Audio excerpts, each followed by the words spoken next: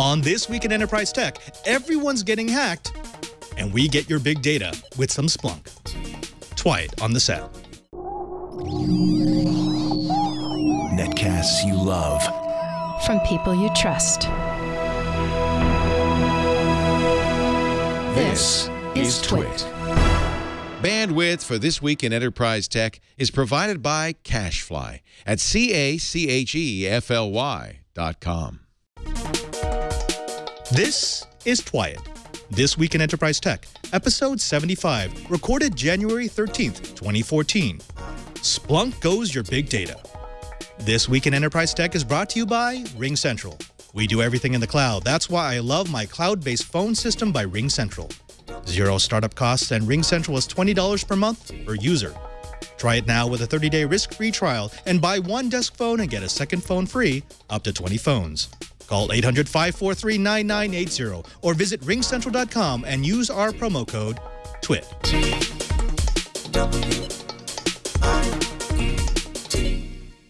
Welcome to Twice, This Week in Enterprise Tech. It's the show dedicated to the enterprise professional, the IT pro, and the geek who just wants to know how the world is connected. I'm your host, Father Robert Ballas, the digital Jesuit, your guide to all things in the enterprise. But of course, I'm not guiding you by myself. I'm joined by a fantastic cast of characters, starting with my good friend, Mr. Brian Chi, the director of the Advanced Network Computing Laboratory in Honolulu, Hawaii. Brian, how is the geek in paradise?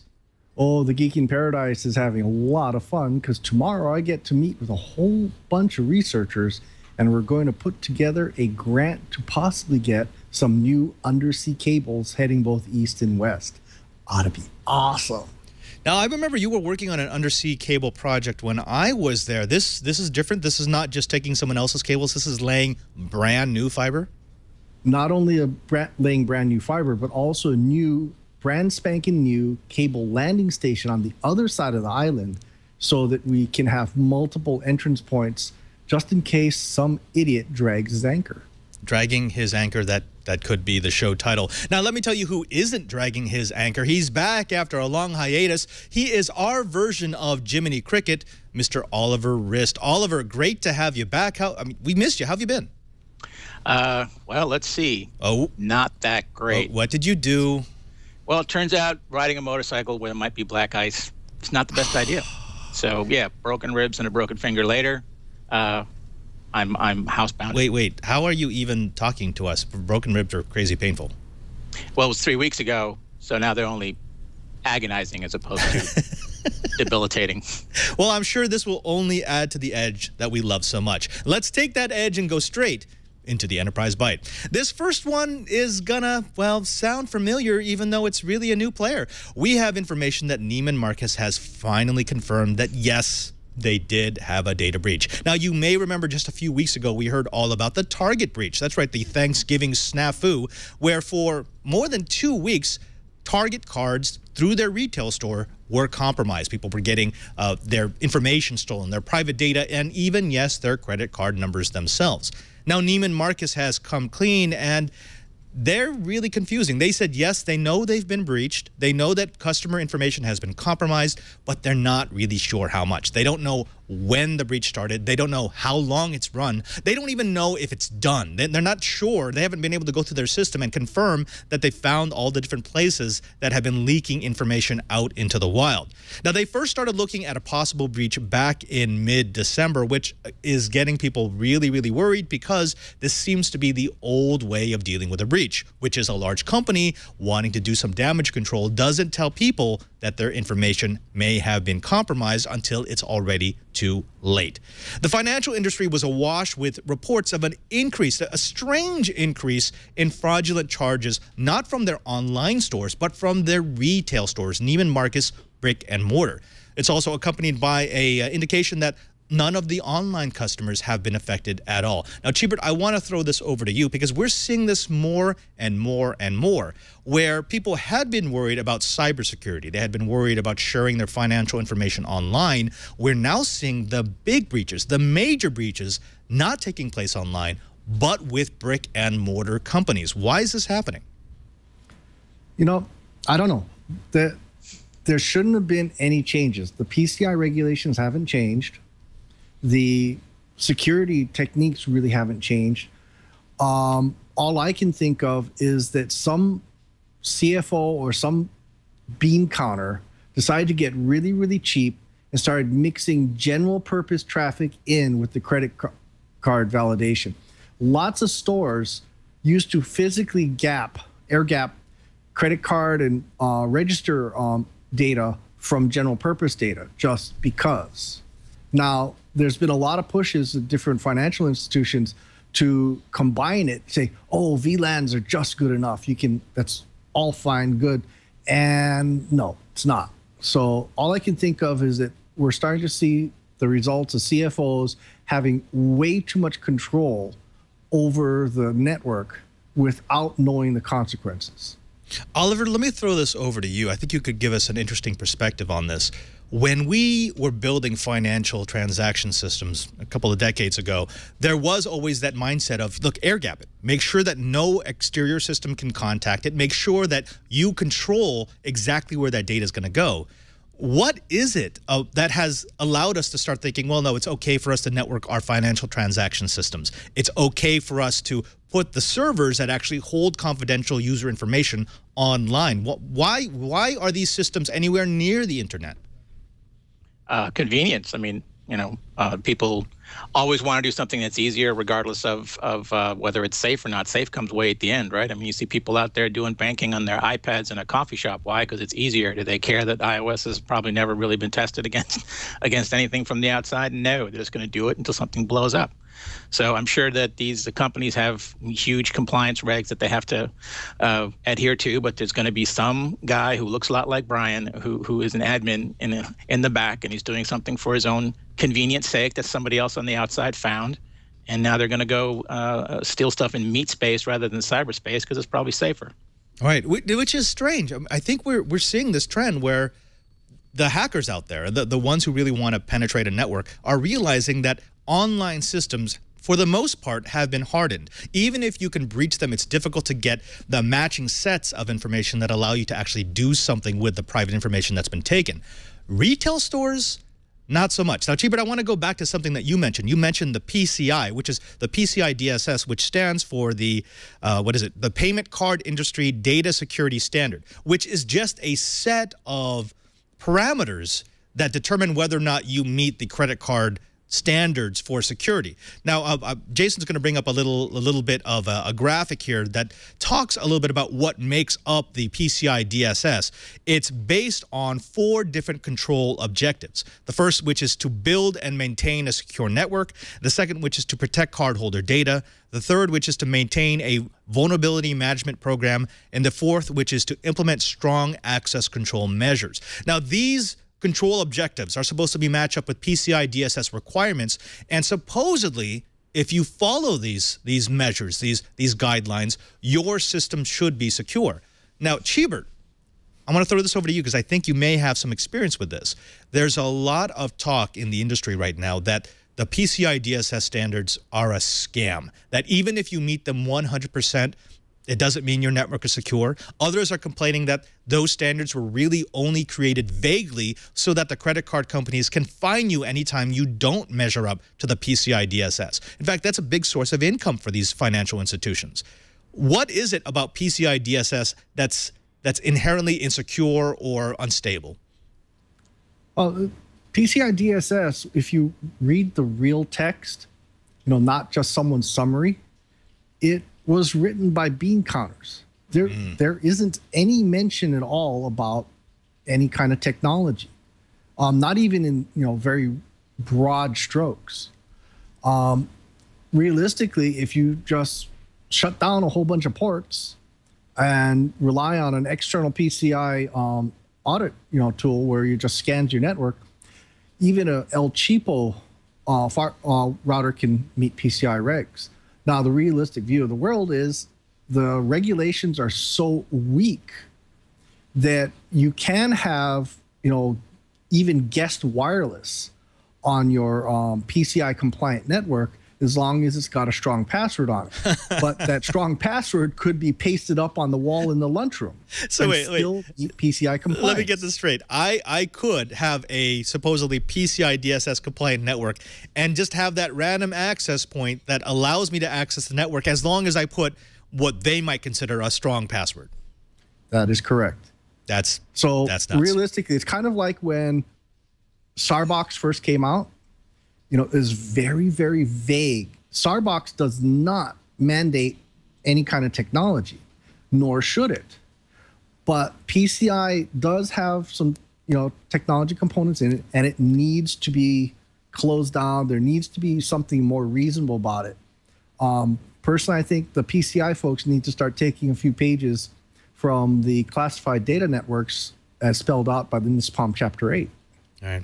Oliver, I want to go over to you. We had a very good comment in the chat room from T-Man, who was essentially saying meeting the PCI DSS recs only means that if you do get breached, the financial companies will cover the cost of your breach. They'll be financially responsible for it.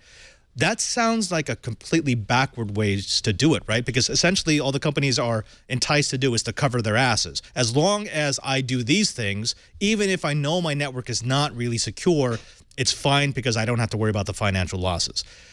What is the solution for this? I mean, do you change the regulations? Do you say, look, you have to pen test your networks. You actually have to contract with these security companies who will come in and tell you what's messed up, what you can and cannot do? Or are we ever stuck in this loop of, as long as I'm not financially responsible, I really don't care what happens to my customers' data? Yeah, I'm not really sure where you think this is backwards. This is the American way, dude. Okay. Right? It's always CYA. I mean, I had a consulting contract, or we bid on a consulting contract a few years before I came out here to a taxi cab company in Manhattan. We felt sure we had it because we did some quote-unquote pen testing of their wireless network, where they were basically transmitting credit card numbers and usernames or names in clear text through New York.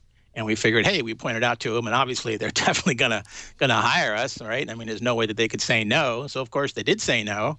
A bunch of bearded guys who were counting money, and they said, well, nothing's ever happened, and besides which, credit cards are insured, so we don't care. So as long as people don't get hurt, of course they're not going to do it.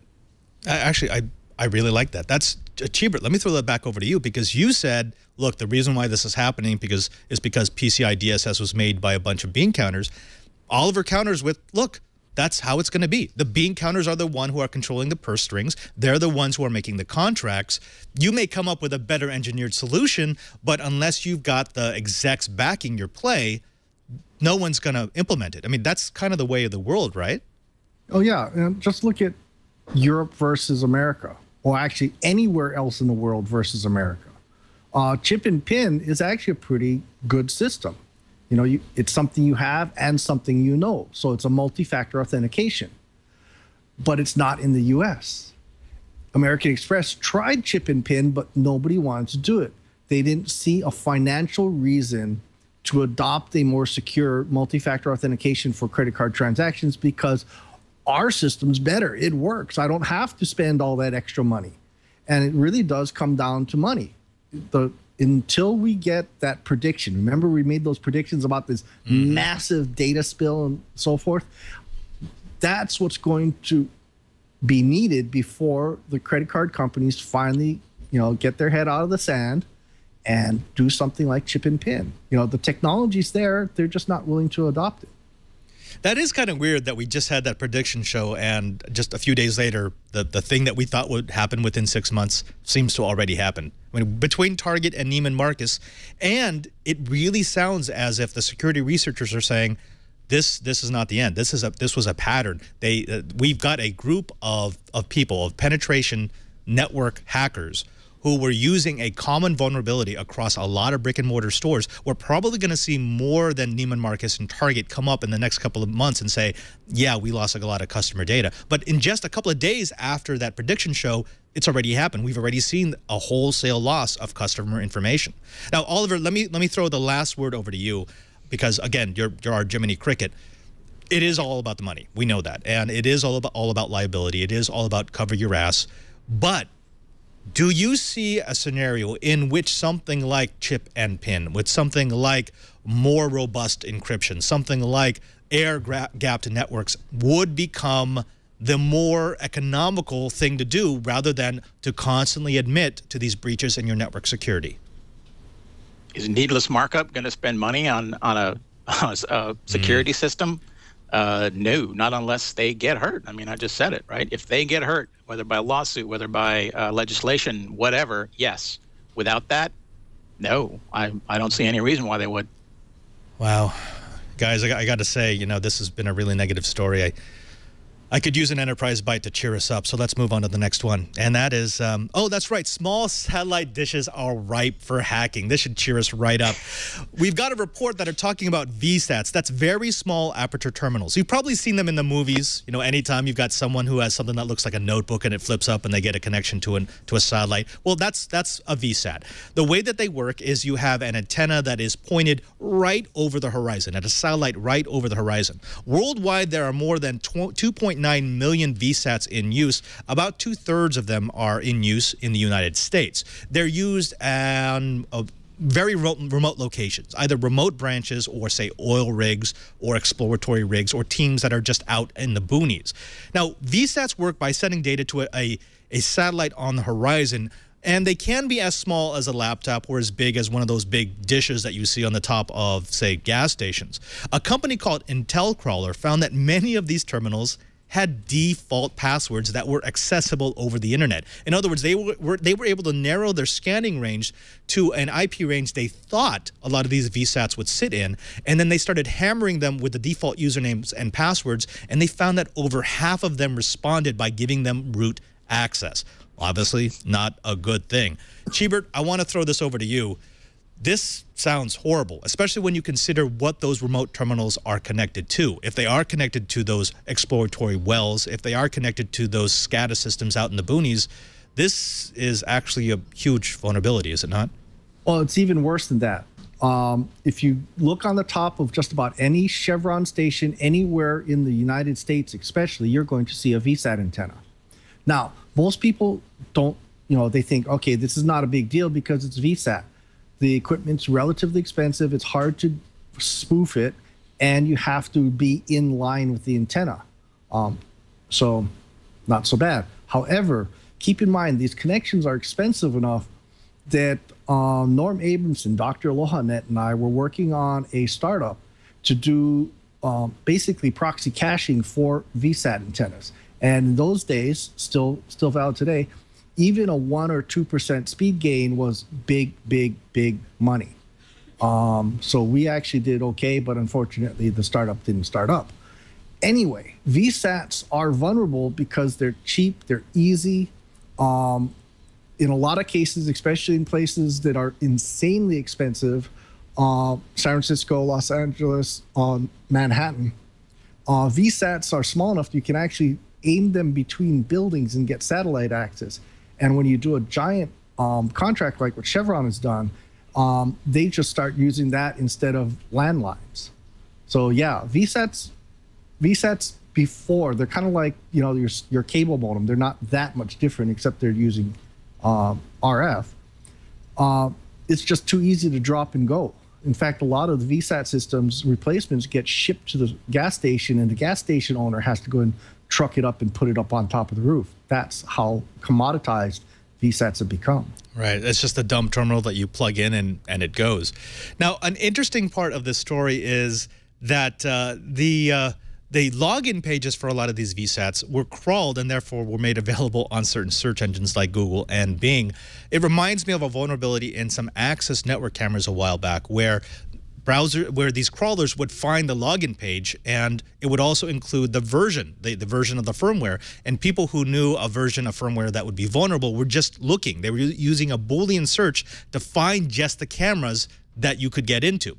I want to throw this over to you, Oliver, because this is an interesting story. It involves technologies that tends to be forgotten. These little VSATs that were plugged in, they were left with either default username and password or no username and password because they were supposed to be used by non-technical people, because the corporations didn't want you always calling their IT department to reset the password. with these forgotten terminals, which really can't be upgraded easily. I mean, it's all hard-coded in. You have to replace the terminals in order to get rid of the vulnerabilities. They don't. The big takeaway from the story is they don't see this vulnerability going away anytime soon. They're not going to spend thousands of dollars to upgrade these remote terminals, and so this is a vulnerability we're just going to have to live with. Do you think that this is a situation we're going to find more and more and more as we get more of these devices that are persistently online? That the older ones we just accept that they're going to get owned at any time? Yes. I'm going to go with yes on that one, and probably for the same reason as in our previous discussion. It's too expensive to get rid of them. So it just comes back down to money. Hey, it's America, baby. Oh, wow. Okay. Let's do one more enterprise bite. And again, I want something cheery, so let's go with this. That's right. SCADA gets owned again. We've heard about this before. You know those little devices that allow you to gather command and control data off of things like pipelines and energy conduits? Well, hackers in Russia have managed to gain full control of critical SCADA systems. Why is this important? Because we've heard stories like this before. Well, this is slightly different in that previous stories about SCADA hacks have been about taking over particular units or parts of the functionality of a SCADA unit. In this case, they were able to use a combination of zero-day vulnerabilities to take complete control. They were able to log in as root. They were able to do anything to that SCADA device that you could do while standing in front of it. Chibert, let me throw this over to you. Could you please give us a picture of exactly what SCADA devices do in our world? Well, they control valves in refineries. They control things like the rudders on ships. They control nuclear reactors. Yeah. So, and the problem is SCADA was originally designed as a multi-drop serial network. So a lot of the original old SCADA devices, hell, if you ping them more than 3 times in a row, they'll tip over and reboot. It's basically a lot of industrial equipment that was retasked onto the network that really shouldn't have been. And most of the time, they're being set up by chemical engineers or mechanical engineers or structural engineers, and they don't always understand it. My #1 gripe in the world is the engineering college at most universities don't teach networking. So you get engineers putting in really, really weak security, really weak devices. And, if you're on a ship network, if you're on the control network, it is not that hard to take over the steering of a major ship. That's how scary the SCADA vulnerabilities are. Wow. Oliver, let me throw it back to you. The study found that over 60,000 compromised systems were available to be attacked. That's actually a staggering amount. It doesn't specifically say which systems, where they're located, or what they're controlling. But I think the point that they were trying to get across is, again, like the last story, these are persistent pieces of technology that have a persistent advanced attack threat built into them. There is no easy way to update all of these SCADA devices without replacing them, and we don't really have anything to replace them. One of the things about SCADA is because it's been around so long, it's universal. And every engineer, as Chibert mentioned, knows how to use them. They know how to program for them. Switching to something that would be more secure would be a major undertaking. It wouldn't be as simple as swapping out a part. You'd actually have to retrain your entire population of civil engineers. My question to you is this. This is something that I think enterprise is going to see more and more often, which is, again, these outdated devices that have vulnerabilities, and then you have to weigh the risk assessment of, well, how much damage can it really do? Do we really have to update? Do we really have to retrain? Versus maybe it's just not a good idea to have compromised devices on our network. Where do you think the tipping point is going to be? I can't answer you right now because I'm booking my escape flight to Costa Rica. I can't deal with this. Okay. Are you telling me those things are here in the U.S. or just in Russia? Oh, no, in the United States. Absolutely in the United States. Awesome. Yeah. Well, of course. That's fantastic. Well, I'm assuming, since Brian said nuclear reactors and he used to work in the government, you are going to tell me that at least those have been audited by somebody, given all the terrorist activity and all the Chinese cyber warfare stuff. Chibert? Please tell me, right? Something. Chibert, anything. Can you chime in here, Chibert? Air gap. Oh, jeez. Okay. Thank God. So, okay, good. So that's a start. Okay, so they're not actually hooked up to anything. So here's another question, Chibert. Why is there not an air gap on everything else? Well, that's the trick. That's the reason why there hasn't been refineries and nuclear reactors melting down left and right. They aren't connected. And if you can connect to it, you have to go in through a proxy. So you'll typically have to log into a strongly secured machine before you can go further in. None of the really, really, really sensitive SCADA systems are even connected to anything other than themselves, which is one of the reasons why sometimes it's hard to go and bring the electric grid back online. It's not all doom and gloom. There's a lot of corporations, like, for instance, Lantronix is actually doing a really good job of introducing a whole new line of SCADA devices that are nearly plug compatible, but are strong enough security-wise that you could actually put them right onto the internet and expect them to be able to ward off attacks. So it's getting better. It's just that it's follow the money. You know, a lot of people don't want to replace the old stuff because they don't want to spend money. Got it. All right. Well, there you have it. 3 discussions about how money is going to lead to the takeover by the machines. Now, when we get back, we're going to be talking all about big data. But this time, we're getting our hands dirty. We're going to show you what you personally could do with big data and tools that you can download from the internet right now. But before we do that, let's take a moment to talk about the first sponsor of the Twight Riot. You know them, you love them, it's RingCentral. And when Leo built the brick house, he decided that we were going to do everything we possibly could in the cloud. We wanted to store our documents, hold our meetings, and we didn't want a big old PBX system sitting in the basement. So when Russell, our legendary IT guy, said that we could get a cloud-based phone system through RingCentral, well, it was really a no-brainer. We love RingCentral. 0 startup costs, no PBX hardware to install or maintain. RingCentral allows us to easily customize all of our call handling, including allowing our producers to get their voicemail through their email. RingCentral also offers the ability to send and receive faxes straight from your PC. Now, you can get it on your smartphone, your tablet, your desktop, your notebook device. Anywhere you are, you can use RingCentral to get the communication that you need right now. New faxes will arrive in your email box so that you can always stay on top of your business. You can preview and print faxes, design cover sheets, and even sign faxes electronically right from your computer. You'll never have to use a bulky fax machine again. Now, here's what we'd like you to do. RingCentral offers all-inclusive pricing as low as $20 per month per user, so why not try it? You can start right now with a 30-day risk-free trial, and they have a special offer for my listeners. When you buy 1 desk phone, you get a second phone free, up to 20 phones. So call this number, designated for my listeners, 800-543-9980. That's 800-543-9980. Once again, just in case your information was leaked by Neiman Marcus, 800-543-9980.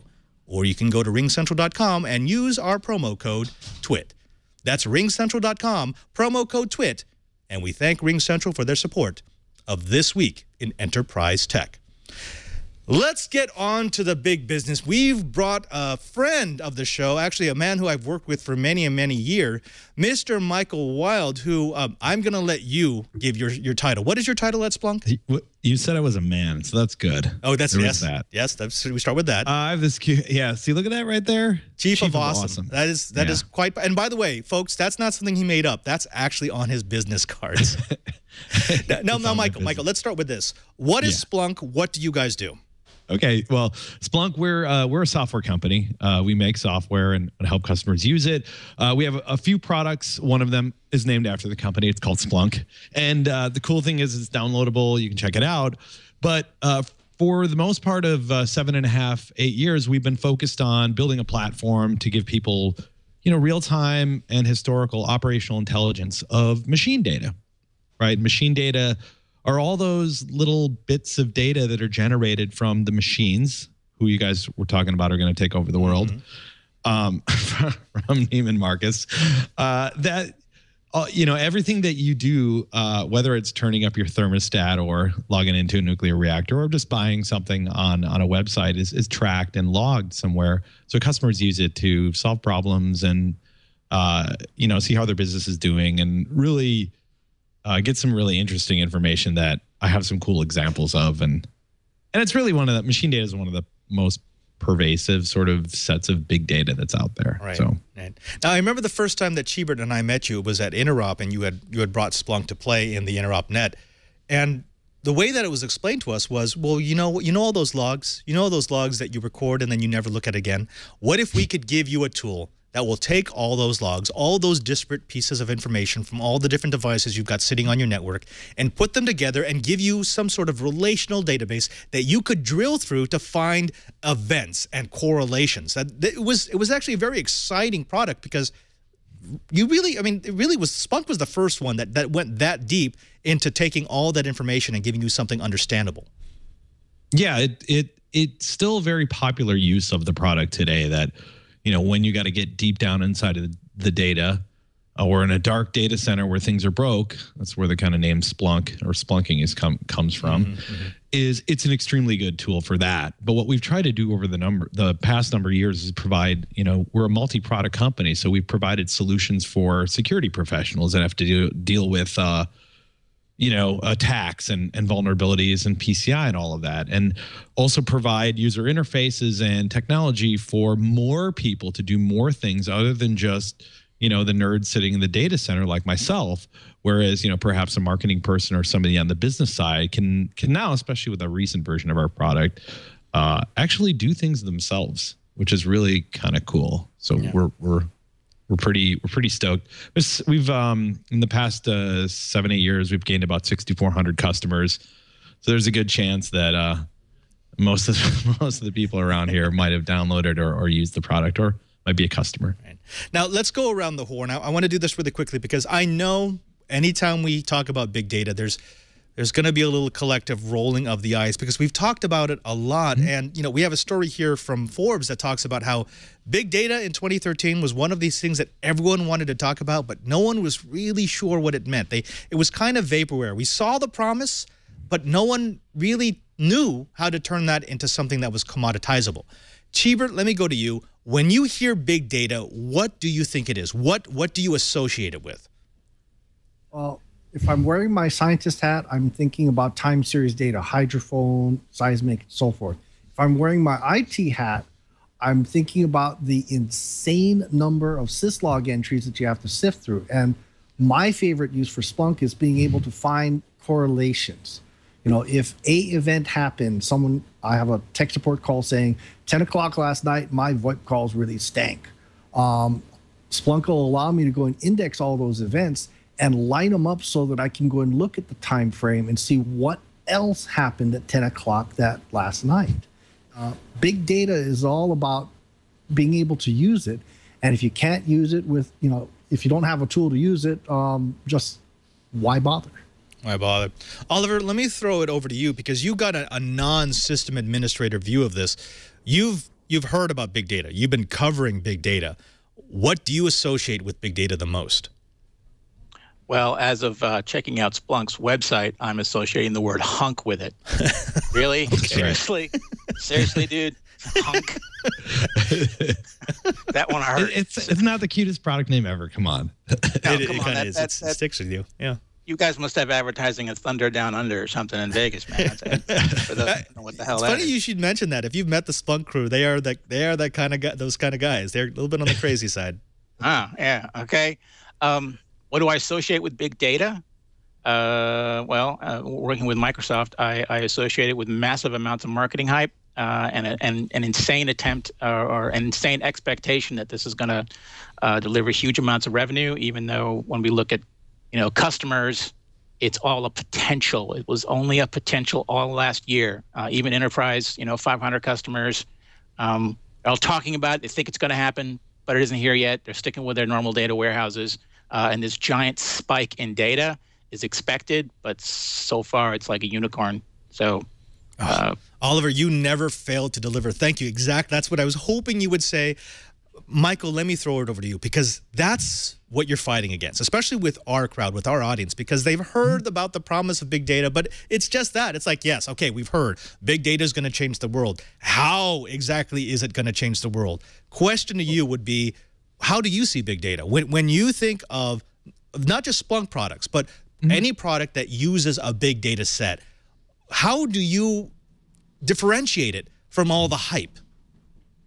Well, I think a lot of it comes down to I honestly don't think the bigness of the data is really the challenge, although big is challenging because big requires scale to be able to handle it. But for some people, big data is something bigger than can fit on an Excel spreadsheet. Mm-hmm. Okay. Because the challenge with dealing with data is, you know, people like tools to be able to analyze things, and they like to do it simply. And there aren't that many accessible tools for people to do that, right? Other than Excel, which we all have on our desktops.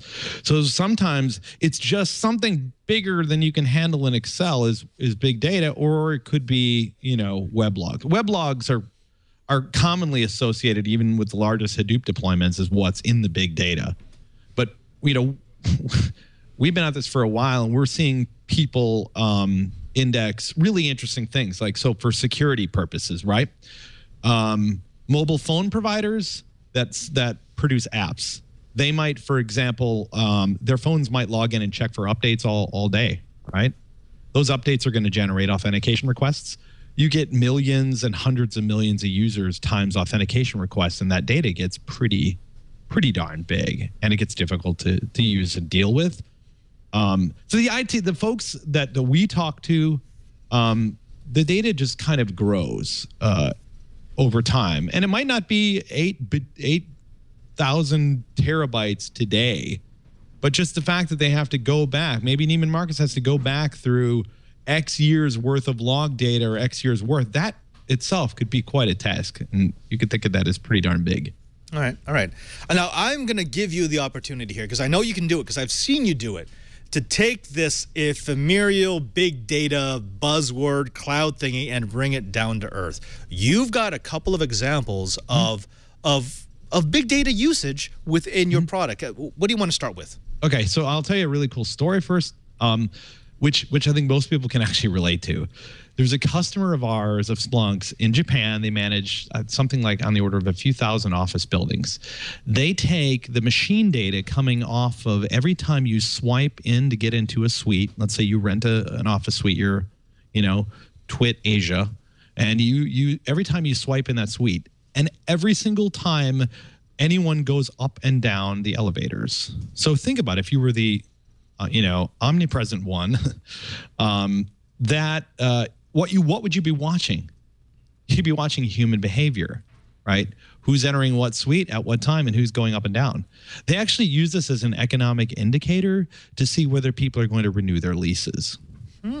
Okay. So it's a kind of an interesting example. If you start to personalize things and you look around you, and the number of people that actually deal with the number of folks that just deal with machines, all that data is being collected, and that's what we were kind of talking about earlier. You know, people use our product to deal with machine data, which is a really popular use of big data. So I can I have a couple of cool examples and a few things to talk about that I could show on my screen if you guys would like to. Yeah, let's do that. But you know, actually, I love that example, because it actually brings to light something that I think has been holding big data back, and that is people, when they think of big data, of course, they're thinking of the huge scale, the multiple terabytes of data, and they don't realize that the actual monetization of that big data is going to start with, like the example that you just gave us, looking at data that you're getting from your premise and finding a way to make some sort of correlation and monetize from that. So go on your demo. So you know, if you commercial for Splunk, go there, download it. You can download it, and it's free to use too. So if you want to use it at home to do some interesting things, go for it. It's free for that. Enterprises also become customers of it. Right. So the nice thing about Splunk is it's easy to put data in, and it isn't necessarily a complete commercial for Splunk. It's just that I find it's a pretty easy tool for people to actually use to get things done. And there's an enthusiast out there who's in our customer base or in our community who's really big into baseball. Okay. Right? All right. This concept of sabermetrics, right? Mm-hmm. And so he wrote an app, and it's free. You go to Splunk.com, or our community is over called Splunk Base, and you can plug it into your Splunk server, and you just run a little script, and it downloads however many years of data that you'd like to download from the major MLB's website, because they make that stuff available in a nice, you know, format. And he put together a nice interface where, you know, literally you can just go in and maybe search for maybe one of your favorite players. And obviously there are a bunch of folks named Cabrera, so you might pick a particular one you're interested in, like Miguel, for example. And then you might do a search on them. And, you know, depending on maybe you're at home and you're thinking about, the sort of fantasy baseball for next year. You might want to do research on a particular player. So you might look over time. Let's say look at Miguel Cabrera in 2011. And you can find some of this information on the web. But the person that wrote this app made it so that we could actually see all the things that happened with Miguel Cabrera, the last 10 games that he played, visually see whether it was a hit, a strikeout, a walk, and then the actual game events, which when I was checking out this app, I thought it was kind of cool because you could look at a summary set of statistics, but not actually know, well, how did they get there and what did they do? So this is a Major League Baseball app is actually kind of cool. And you could even go down if you were looking at players, even go like a pitcher, for example, go into see which pitchers did intentional walks over a particular time. And that's, like I said, that particular use case might be a lot bigger than you could put on Excel. And if you think about it, if you download that data onto Excel, you might have a little bit of trouble. Right. But this is kind of a nice little app that just plugs into Splunk, and you take that data and put it in, and you're kind of you can get some cool stuff done. Right. So you were able to take a huge data dump and now just drill down into individual players.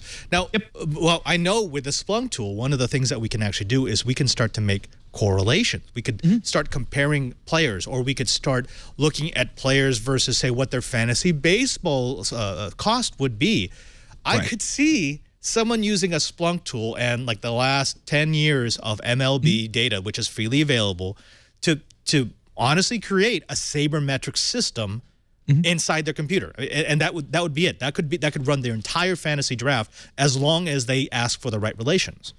Yeah, and you do that for free because based on the size of that data, which isn't probably much more than a few gigabytes, and that doesn't happen very often, they could probably just use it for free at home, and that's one of the ways in which lots of folks become customers of ours. They use it either for a project at home or for something in their company, and they get stuff done, and then they decide to become a customer. Now, Michael, I know I didn't introduce you to the chat room, but the chat room is my external brain. They're really, really bright, but they're coming up with some good questions right now. There's a few who are saying, hey, look, that's just simple SQL queries, or I could do all this on my own without the need for some database. But I think the thing that has always impressed me about Splunk is the scalability, right? I mean, we're starting small because we're looking at a smallish data set. We're looking at particular relationships, but I can grow that bigger and bigger and bigger as I add more and more data. Do you have another example that maybe gets a little bit larger than just baseball? Yeah, I do. And, also to follow up on that is, part of the challenge on dealing with any sort of data is you got to, like, if you want to take and make sense out of it, you actually have to put it inside of a database, which automatically cuts out like 99% of people because they have to install and put it in a database and get things working. And then let's say they're a fantasy football person in the winter and then a fantasy baseball person in the summer. There's actually completely different plays and fields associated with that. So you need a lot of different, it would take a lot of work. Right. And I sort of like being able to throw anything in it. Now, one of the parts of our company that we have what's called a corporate social responsibility program, cutely named Splunk for Good. And what we try to do is do good things with our technology. We do things like volunteer at soup kitchens and other things like that, but we also try to provide not-for-profit licenses and data projects associated with different folks that might be interested. And all of this data you're seeing is actually in the same system, which would be really difficult to do with a traditional relational database, a single instance of Splunk. But on this page, and you actually can go check this out like now or later. If you're listening to the podcast, just go to splunkforgood.com and click on live projects. And we did some interesting work. We were on FEMA, of the U.S. government's innovation team before and after Hurricane Sandy. And they asked us to analyze the mental health state of people who were victims of Hurricane Sandy, which I'll tell you as a nerd is weird, right? It's totally weird to be looking in a system and see to search on the word scared. Because you and I and Chi deal with IT data all the time. Right. But to actually see emotion in there it gave me the chills the first time I saw it. But we ingested all of the tweets that happened around right around that time range. And there's something like, 7.3 million tweets. I actually don't think that's a big data set. Just because I've been working for Splunk for a long time where people actually index like tens of terabytes a day. But if you were to think about if you were going to do analysis in Microsoft Excel or even in a database, 7.3 million records might be a lot. But what was interesting is just seeing like the spike at which people started saying the phrase, I'm scared, over time and breaking that down by gender. Wow. And also, anytime you're going to go ahead and do any sort of analysis, half of the battle is getting the data in and then making a query that represents what you want, perhaps joining with data, and then putting it on a screen where somebody can look at. It's not as easy. Doing it on your own isn't easy as it looked. We try to make it easy in Splunk. Right. So we did a few things like, because FEMA really wanted to say, okay, next disaster, what kind of folks do we need to have on the ground to deal with how people felt about the situation that they had found themselves in, right? Over the primary storm. So I looked at who was tweeting, please help. And it's really kind of crazy to look at this over time. And this is like, again, this isn't baseball hits, right? This is somebody where they're scared and they need help. And then the sentiment associated with that. So one of our data providers, DataSift, they're one of the major social feed providers, does sentiment analysis. So I put that on there. And then we started to also look at things like, okay, what do people care about more, power, food, or fuel? So the overall sentiment score then, well, it was a short-term disaster. I mean, it was a terrible disaster, but power was the thing that they most worried about. And then they also asked us, they said, well, I wonder if people said, I'm going to leave when they're leaving. And, you start to see people saying, I'm going to leave after Sandy actually approached. And that kind of stuff is pretty interesting. And in that same system, we say, oh, let's actually render the tweets and show the images so that we can really get an interesting view. That's more visceral. And that kind of helped FEMA get an idea literally on how people felt, what they went through, and almost what that actually looked like. Now, you also could have, if you really wanted to, you could say, take the geographical location of the tweets and make a correlation between the storm plot. You could show when this was happening, the storm was in this position and the winds were at this position. And you could correlate between, say, wind direction or wind intensity and the number of tweets that you're getting that is saying, I'm scared. Yeah, and social media is going to be an indicator, of course, right? Because there's going to be a point in time where people aren't going to be tweeting. Right. Yeah. And, it's not, and even it's an indicator of other things. A couple cool other things, depending on how much time we have. Hold on, one second, Michael, because I do want to go around the horn again. I want to start with you, Oliver, because, you expressed a really good sentiment. The thing that we had heard the most, which is not big data again. Are you gonna again tell me that big data is the future of transactions, even though I haven't seen anything?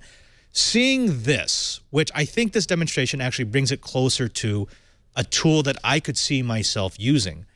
If this is what we start seeing from Hadoop databases, if this is what we start seeing from relational databases, does it make sense that someone would be excited about monetizing this?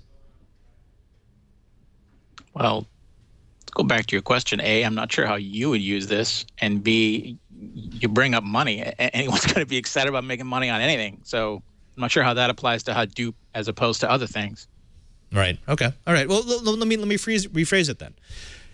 If this was a presentation that someone made to you on why your company needs to use big data, why it needs a product that will actually take, let's say, customer sentiment. Let's say you're running a publishing company, and now you're using data sets from social media as well as, say, customer subscription numbers to correlate when people are interested, when people are not interested in the stories, when they are more likely to buy subscriptions and when they're not.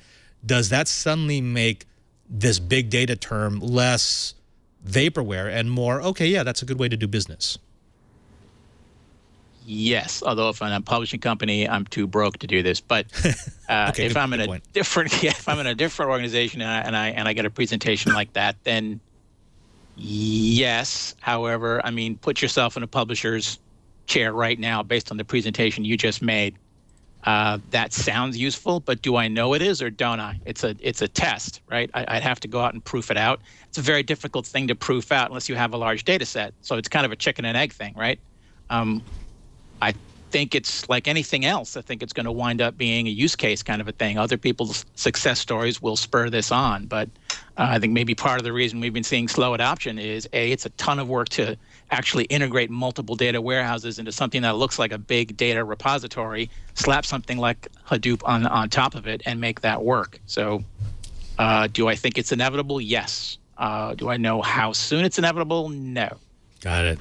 Cheebert, let me go over to you. I know for a fact that you've used Splunk in some non-network IT environments. Do you want to talk a little bit about what you've been doing with the relational database? Actually, in this case, I'm actually trying to sell a project on letting me set up a Splunk system. And the problem is I've got photovoltaic data from 6 different manufacturers, all formatted differently. I've got wave data coming from 2 different facilities. I've got windmill data coming from 10 different vendors. I've got battery pack systems so you can get through brownouts and so forth. You place these giant battery systems in different places to handle sags and so forth. I'm looking at cloud data and so forth. I'm looking at a lot of different types of data coming from all kinds of different places, in addition to the smart meter stuff. And the problem is every single stinking data source is formatted differently. If there was any job for big data, this is it. Because right now, each of the different facets of this energy project is collecting their own data and formatting it how it makes sense for them. Because of this lack of coordination, there isn't a freaking chance in hell I'd be able to do any kind of cross-correlation between the different energy sources and storage sources without using something like Hadoop or Splunk. Got it. So I'm actually a recipient of one of those Splunk for Good grants. And just as I can finally get the engineers to take their head out of the sand and let me set up Splunk and eat the learning curve on it, I think it'd be really cool, because if I can correlate, say, cloud coverage and be able to tell my electric company when each neighborhood is going to get occluded by the clouds, now all of a sudden photovoltaic energy is much more practical, because the electric company knows when a neighborhood's going to stop producing. Got it. Got it. Let me go back over to you, Michael, because we've got another good question from the chat room. We have M5 who is asking, how does Splunk format the data from different sources into the same format? He's wondering if it's magic. Maybe you could show us with the next data set that you've got going? Yeah, perhaps. So Splunk itself it's actually not a relational backend. It sort of has a, I don't know, NoSQL sort of time series backend. And we basically index data, we figure out what its timestamp is and store everything in its raw format. And then when you look for it, we're going to infer the structure at the time at which we search, right? Okay, so here's an example of what Splunk sort of looks like if you've never seen it. You know, if I didn't have a priori knowledge of this particular data set. In this case, this is a pile of tweets, okay? Yeah. And the big data thing does hit home, because if you take and look for the phrases "site is down," "website sucks," or various things that people actually would bitch about on Twitter, and they do, those are the things that get to executives that IT people only hear about after the fact. And one of the things that we're talking about lately is, let's take that data, mash all of it up in Splunk, so that the marketing guy can actually see a little thermometer of when the site is having an issue. At the same time, he and the IT folks can see that, you know, let's say sentiment is down because, you know, somebody's reporting that you're failing. But as I was saying, we don't have any a priori knowledge of this particular schema. This happens to be JSON. That's wonderful.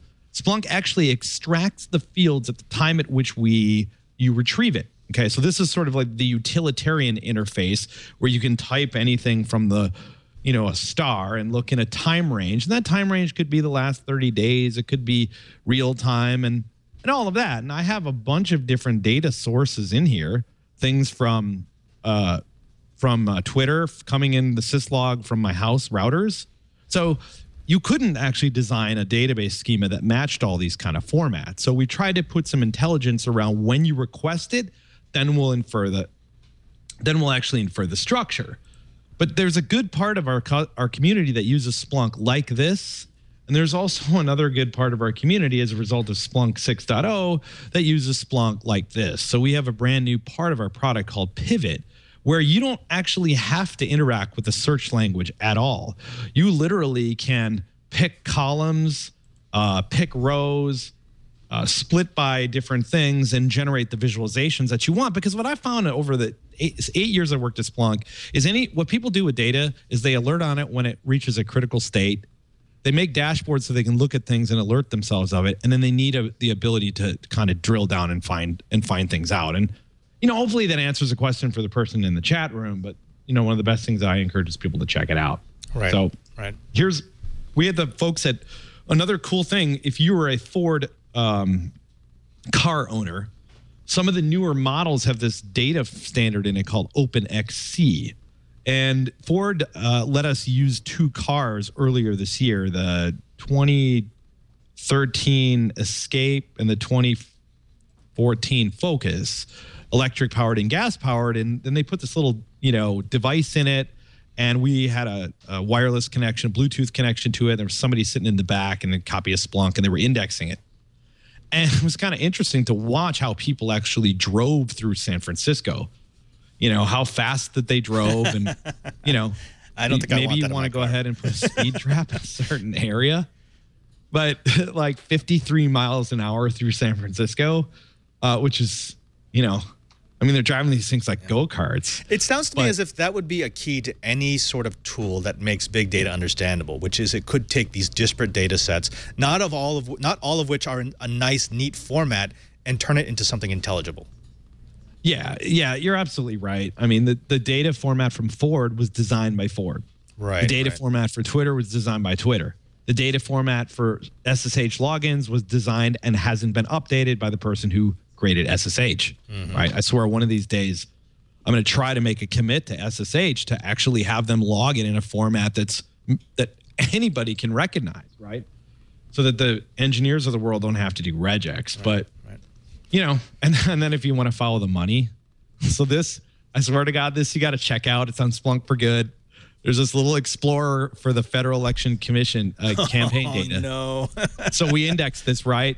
So we index all this data and we put together a user interface, and obviously you can see, follow the money. But the key thing to do is click the explore button, and then you can go over here and let's type occupation, talk show host, and find out where their money is going. And then it's going to go and plot. It should give you a plot of different talk show hosts over time in a particular cluster, what their affiliation is. And this is publicly accessible data. Yeah, this is actually from the kind of crazy Federal Election Commission there. So you can download it yourself, and we have a little tutorial on how to do that. It's really sort of interesting when you take data, and I don't really think the bigness is that important. It's just that now everything is spitting out more and more and more and more data. Bigness is important because it requires scale. It's why Hadoop was invented, to make weblogs easy to report on. But we're just getting, IT folks and everybody's just getting deluged with a massive amount of data. Even, I have 2 nests in my house. I've just been informed that our talk show host, Leo Laporte, was actually in that list. Really? Oh, I did not go back there. I'll look at it after the show. Now before we have to let you go, because we actually are pushing up against the hour, there is one story that I want to talk about. I didn't want to cover it in the Enterprise Byte because I wanted your input on it. And that is that just a while ago, in fact, less than an hour ago, Google announced their intention to buy Nest, which is that thermostat/smoke detector company that makes really nice devices for the home, for $3.2 billion. And they're calling it in the quest for the conscious home. Now, this is interesting for many reasons. I mean, you could go into the whole, well, Nest was started by Apple engineers. It has Apple styling. It works with iOS devices, and Google is, of course, Android. But I think the more interesting side to this is, what is Google buying? In getting into Nest, in getting into a thermostat, especially getting into the thermostat, they can possibly, with a couple of tweaks, suddenly get information on millions and millions of Americans' energy usage / preferred comfort settings in their homes. This was a big data set if I've ever heard of it. Let me go to you first, Michael. This is a huge data set, right? I mean, and this is one of those data sets that it doesn't sound like people would fight too much. Why wouldn't they let their Google apps synchronize with their Nest and therefore give Google a peek into the home? Yeah, it really depends on what you want people to do with your data. I mean, I don't know if I don't necessarily know that there's a complete assumption that you're using this connected device and that people are looking at your data. I mean, one of the things that companies like Nest and even Jawbone do is they'll use it to see how the device is performing, right? Nest also uses big data to, to help optimize your energy.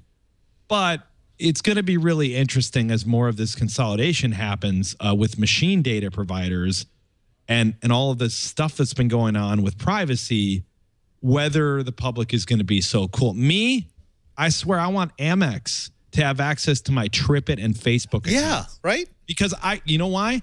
Because I don't want my credit card cut off. And Amex didn't do this to me. Somebody else did.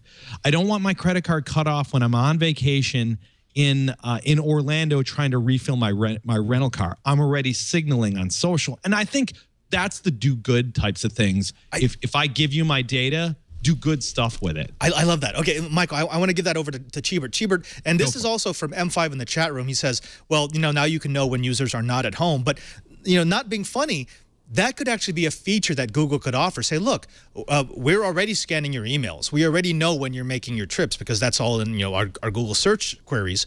As long as we anonymize it and make sure that no one else has it, wouldn't you like us to be able to adjust your thermostat for you so that when you're gone, you're not burning heat up in your house? That's something that Google could offer, and then in turn say, oh, and by the way, we're going to anonymize your data because we would love to know when the high energy points are of the day. Do you see? Is that a possible scenario? Oh, you bet. I want Jarvis by Google. Okay, there you go. Right, yeah. Me too. Control my. Okay, wait. We've got three very excited voices. Oliver. Sure, it's exciting, but this is once again one of those examples. It's so convenient. Let's just do it. Just run out there and do it. Fair game. Don't think about it. Let's just do it now. Fair game. I don't know. Maybe you want to think about it. Maybe you want to, pay Brian some money and let him, bang away on it for a while. Then I love it. Then I'm all over it. But because it does sound great. It's just, I get a call from Jarvis.com telling me, hey, why don't you hook up your entire life? By the way, did you see that Sense robot there at CES that I read about? That's kind of this thing already. I'm waiting for that to blow up. So, yeah, I'm sorry. I'm a bit of a pessimist. So just do some due diligence, and then I'm all enthusiastic. Don't be sorry, Oliver. That's why we love you. We need someone on the team who can say, wait a minute, why are you being stupid?